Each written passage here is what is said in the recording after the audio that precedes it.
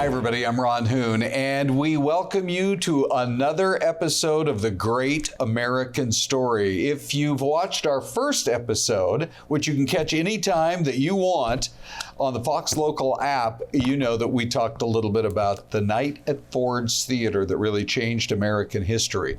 This week, we're moving about, 1,000 miles or more from Washington. We're headed out to Texas, and we're talking about an episode here that is all about Remember the Alamo and why we should all be doing it. Let's bring in John Noetzel. John's really the creator. He's the idea man of this whole thing. And John, we have a guest today. Tell us who. We've got the resident Texas expert here. Trenton Hooker is joining us. He's all things Texas. So this is a Texas-centric episode, but it's full of great information and facts, and Trenton's just a huge wealth of resources and knowledge. So it was appropriate that he join us this week. If you're ever on that Who Wants to Win $1 Million TV show and you can phone a friend and the category happens to be Texas, here's your man. That's right. That's right there. Yeah. As a matter of fact, Trenton works with us as one of the great producers in our newsroom. But he has a vast background with Texas history and also worked at one of the great newspapers in America, the Houston Chronicle. So we're honored to have him in our newsroom now, Trenton. Thank you, guys. Yeah. Really excited to be here. Fun topic. Yeah. Let's dive in. Okay, let's do it. All right. So, when you think about it, I think it's best, of course, to start really with the beginning of the story, because so often let's say you're on a family trip.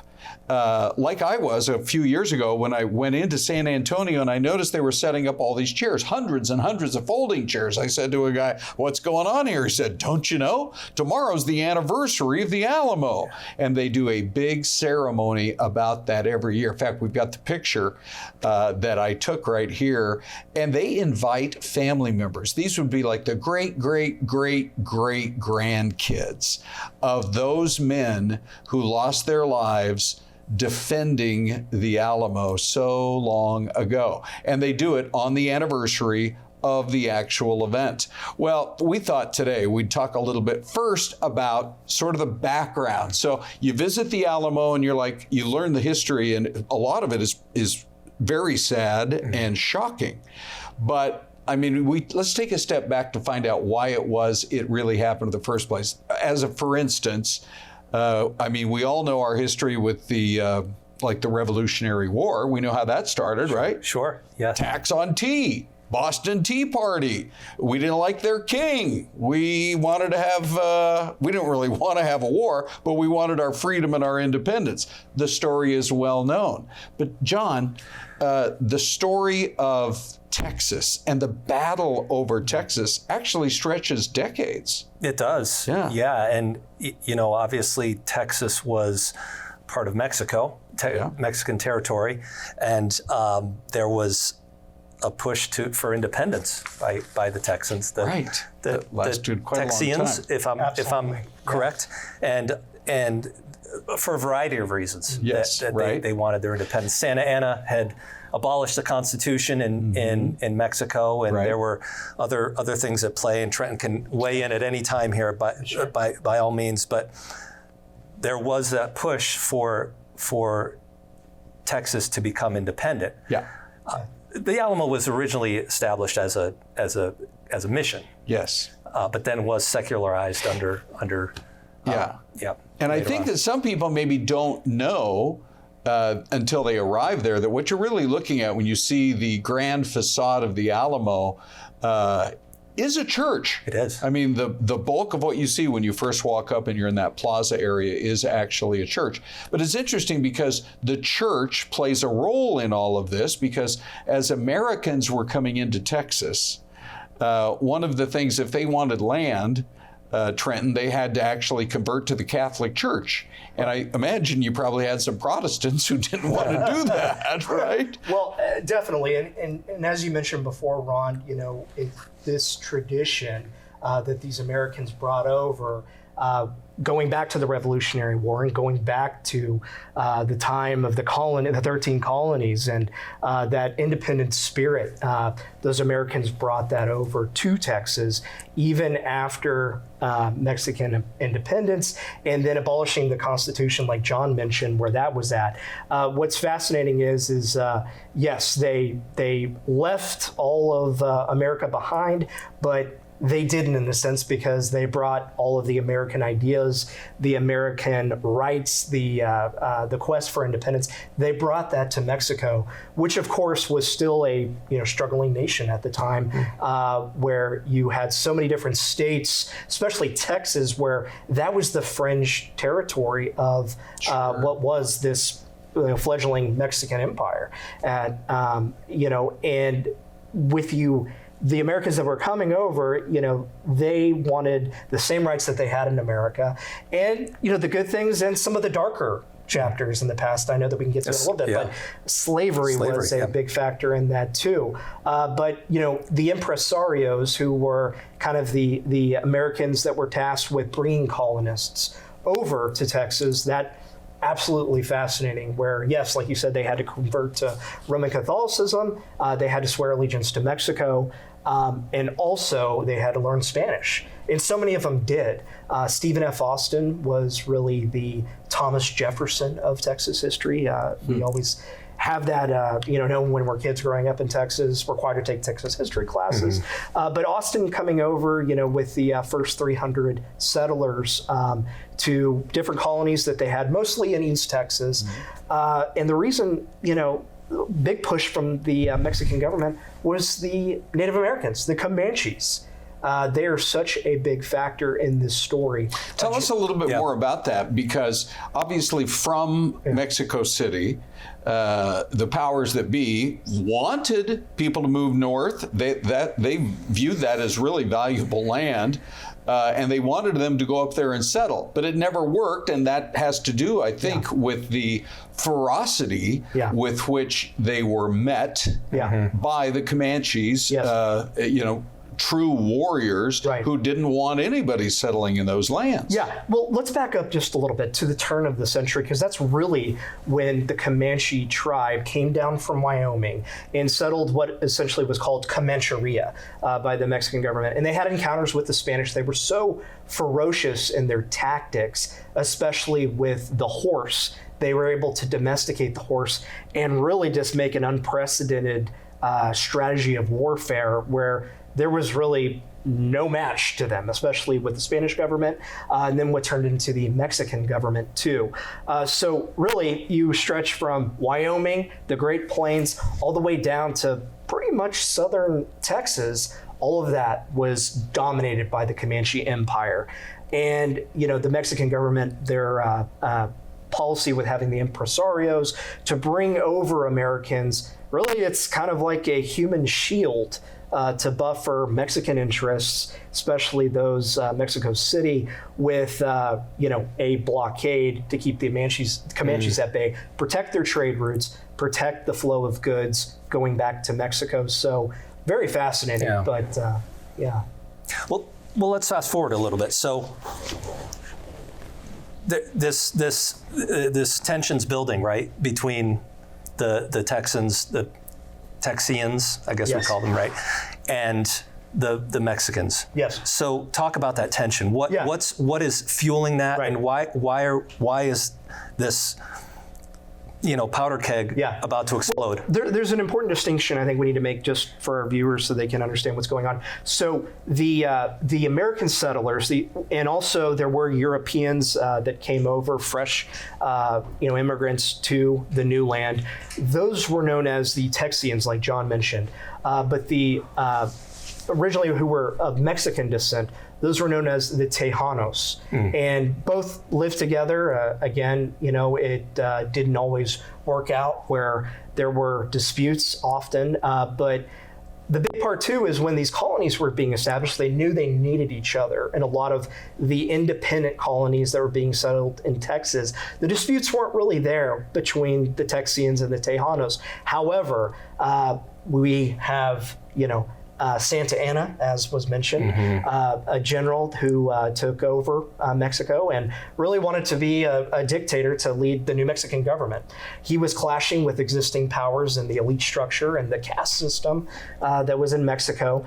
And Texas, Tejas at the time, they, as they were going on this independence streak, realized that, hey, we're having all of these American settlers here. The same policies that work in Mexico City don't necessarily work for them in Texas. Right. So and you have that pressure. And you had, in the United States, you had this constant pull to the West. Yes. Eventually, it would be called manifest destiny. Call for adventure. I mean, you can just visualize that you probably had millions of people in those earliest days who dreamt of going west and getting their own land, and that it was just part of the ethos of America, of the early United States. There wasn't that push or that manifest destiny in Mexico, starting in Mexico City and heading north, to go as far north as you possibly could. Yeah, and just like we had talked about before, I mean, it's interesting that these are where you start to get those characters that start to arise out of this story, where you have Stephen F. Austin, where you have William B. Travis. Sam Houston. Sure.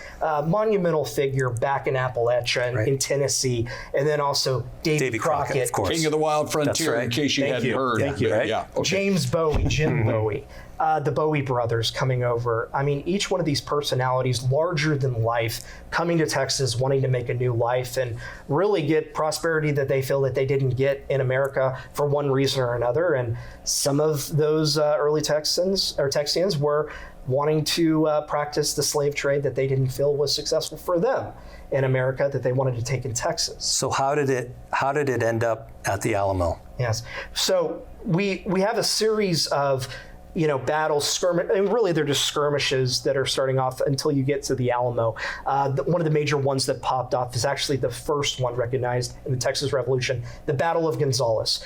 And with that, again, you have Mexican interests, Texian, Tejano rights. That's on the forefront of each one of these battles. So in Gonzales, the impresario of Gonzales, he was a name by James DeWitt. And DeWitt was, being held captive in Mexico.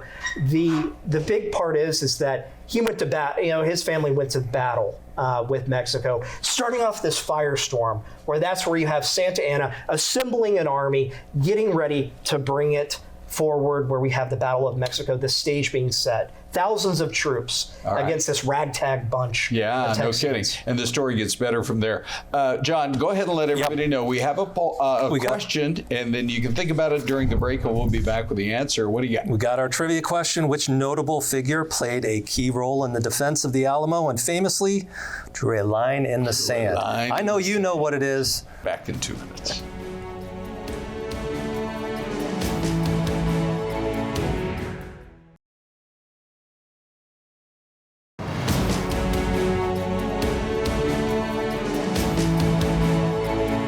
And welcome back to the Great American Story. We're having a great time today talking about one of the true most memorable events in American history, and that is the Alamo. And why did the battle cry, "Remember the Alamo," ever happen? Why was there the massacre, if you want to call it, the slaughter? It's just almost unimaginable what those brave defenders had to go through as they did try to save the Alamo. So Trenton Hooker joins us. He's one of our great producers at Fox 10. And of course, Johnny Noetzel is the man behind the brilliance here of this new show. We're getting a lot of good feedback. And by the way, I should mention, you can check us out, John, on social media. Tell us where people can find us. Yeah, absolutely. We're on Instagram and X. We're at The Great American Story on Instagram, and we're at _Fox on X. Okay. Pretty easy to find. Yeah, we would love to interact with you. Absolutely. That's for sure. Absolutely. But so let's get back with Trenton to just find out. Hold on. We got to do our... That's right. I want you to make a guess on this one. So so I have to kind of disqualify myself. When we decided last week, and this go around, it was my turn to choose, and so I said, let's do the Alamo. It was about 3 years ago when I went on that trip, and I was so impressed by I think the word could almost be sacredness that the families still treat this day with. as they're invited to literally bring up wreaths to memorialize their relative who fought and died at the Alamo. And so ever since then, I've dug into it a little bit more, but I've been really researching this past week, and I ran across the story. Okay. So I guess all three of us know the answer to the question. It's C. Yeah. William Travis. Yeah. Yeah. By the way, I found that, I don't know a lot about his whole story, but he was way younger than for being the man in charge at the Alamo. I mean, he's roughly the age today of somebody who just graduated from college. Well, that's the fascinating thing. He originally wasn't in charge. You know, there was a commander that Sam Houston actually had by the name of Neil that was there, O'Neill. And you had James Bowie dispatched by Houston to go and try to take command there, and then William B. Travis as well. And you had both these larger than life figures. You had Travis on one side, more of a disciplined military man. Well, he's a lawyer, right? Right, exactly. People are like, we're going to follow a lawyer? He's our great leader? We want a military man. Right.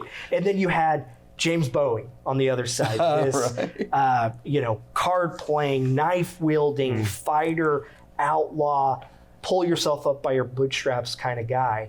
Both of them somehow managed to prepare the men that were there with supplies to get ready for really a force that they thought was going to be much smaller, but did make some of those preparations. And then you wanted to get him with Travis stepping up to really take command and lead those men into that final stand. I'm sorry, go ahead. Hopefully we have time to go through the Travis letter.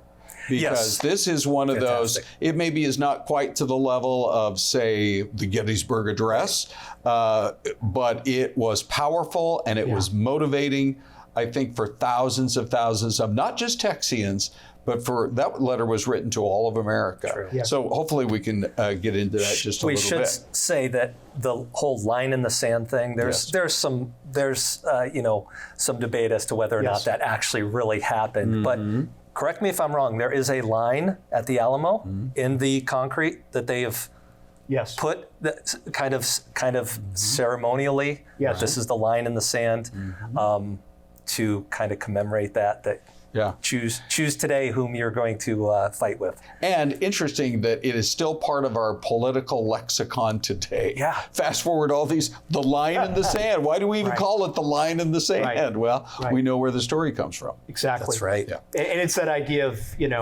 really the ideal of drawing the line in the sand, of sacrificing oneself for a higher ideal than, saving oneself. Okay, so let's go to about 90 days before the battle begins. And there's a fight that I think probably surprisingly, today we would call it the fight for San Antonio. Yes. But back then it was known as the Battle of Bahar, or Bear, as you would say in Texas. So, and that was an American victory. And I guess that sent off all kinds of alarm bells. Yes. Deep in Mexico. Right. So again, as we mentioned with what the Alamo was at the time, it was formerly a mission that the Catholic Church had owned and used, and of course with their different mission system was spreading throughout the Spanish Empire in the New World.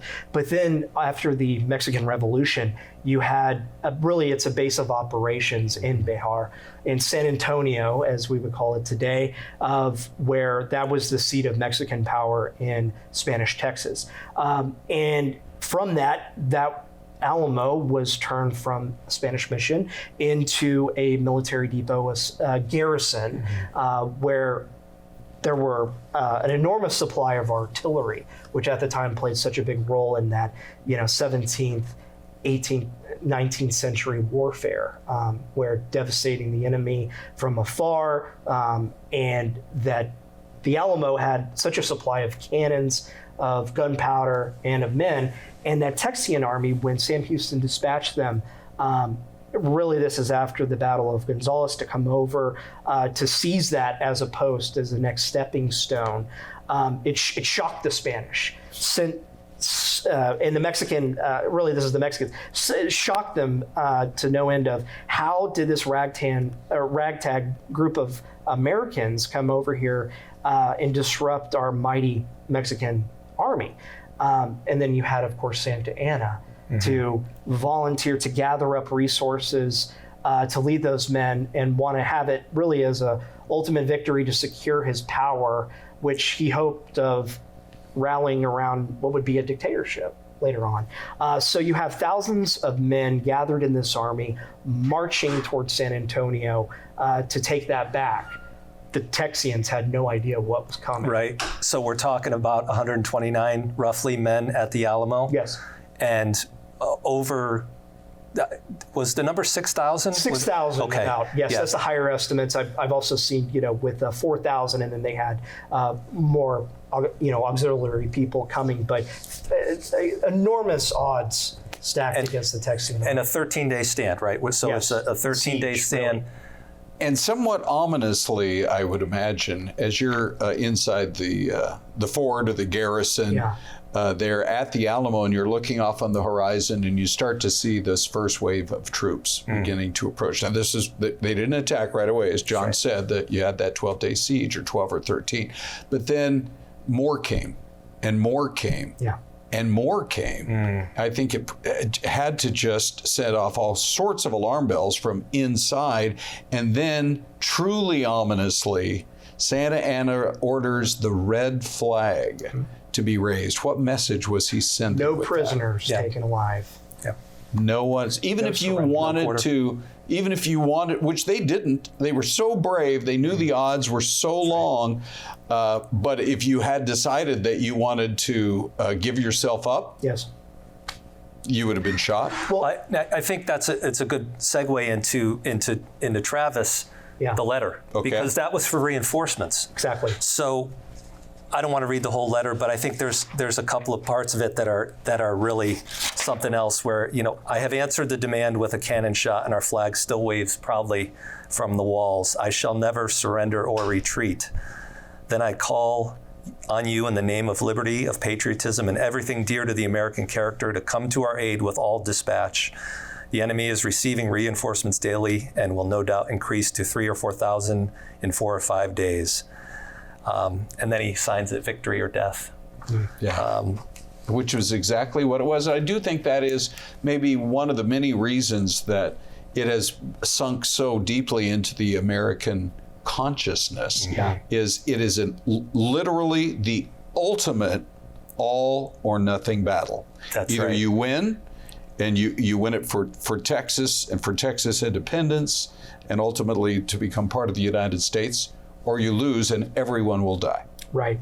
Well, and to that point too, as we had mentioned before with Santa Anna and how he viewed the Texians with absolute disdain.